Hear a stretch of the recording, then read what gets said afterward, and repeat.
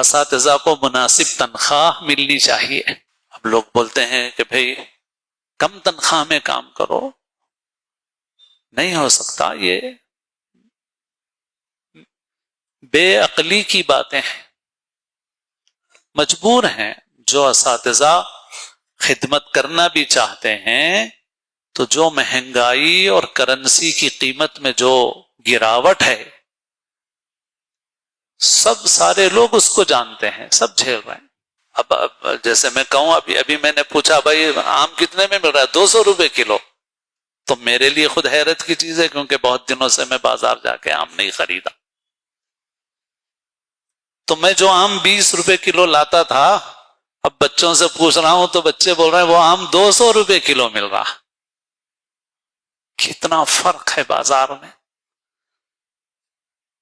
ہو یہ رہا ہے کہ جو اساتذہ دینی خدمت میں لگے ہوئے ہیں، ہم لوگوں کا دماغ اب تک اتنا چھوٹا ہے کہ ہم کو 15,000 20,000 بڑے نظر آ رہے ہیں. لیکن جیسے اخبار میں ابھی آیا کہ صفائی کے ملازمین کو جو سڑک پہ جھاڑو دے رہے ہیں اب ڈائریکٹ ان کے اکاؤنٹ میں تنخواہ دی جائے گی، اور بیسک تنخواہ تو کم ہوتی ہے اور باقی اس بیسک کے ساتھ ساری چیزیں ملا کر 39,000 تک ان کی تنخواہ بنے گی. آپ غور فرمائیے کہ وہ سڑک پہ جھاڑو دینے والے بلدیہ کے ملازم کو 39,000 تک تنخواہ ملے گی. مدرسے کا استاد فجر سے لے کے عشاء تک کا پورا وقت لگا دے تو بھی اس کو 39,000 کی تنخواہ نہیں ملتی. اور فرمائیے آپ 6 گھنٹے کی بات نہیں ہے اس کی.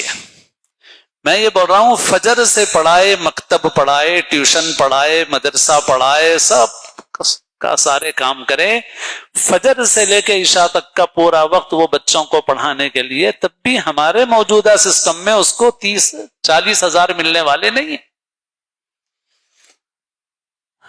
اسی لیے میں بہت پہلے سے عرض کرتا ہوں، بعض وقت میرے بزرگوں اور کرم فرماؤں کو بھی شکایت ہوتی ہے کہ آپ کو ایسا بولنا نہیں چاہیے. میں اپنے لیے نہیں بولتا ہوں، الحمدللہ امت کے لیے بول رہا ہوں.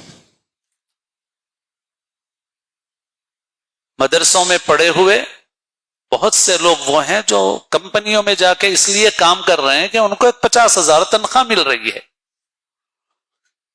تو مدرسے سے تیار ہونے والا ایک فرد فیس بک کو فائدہ پہنچا رہا ہے، یوٹیوب کو فائدہ پہنچا رہا ہے، گوگل کو فائدہ پہنچا رہا ہے.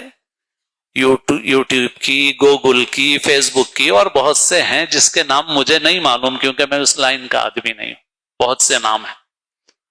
تو ان کی خدمت اس لیے کر رہا ہے کہ اس کو 50,000 روپے مل رہے ہیں. 50,000 میں کوئی وہ لکھ پتی کروڑ پتی تو بننے والا نہیں ہے، مگر اس کو بس اتنا ہے کہ بھائی اپنی ضرورتیں پوری ہو جائیں. اس پر توجہ نہیں کریں گے آپ تو جس میں صلاحیت ہوگی وہ کہیں بھی جا کے کمائے گا، مگر ہمارے بچوں کو کون پڑھائے گا بھائی؟ ہمارے بچوں کے ایمان کی حفاظت کا انتظام کیسے ہوگا؟